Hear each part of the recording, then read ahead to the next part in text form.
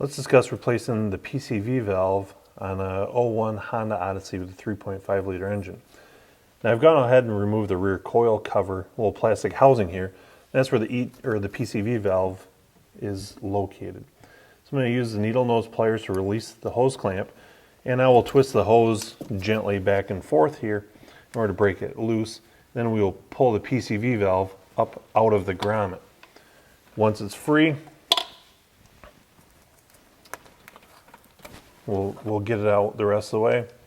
We've got our new PCV valve, which is the same fit, form, and function, and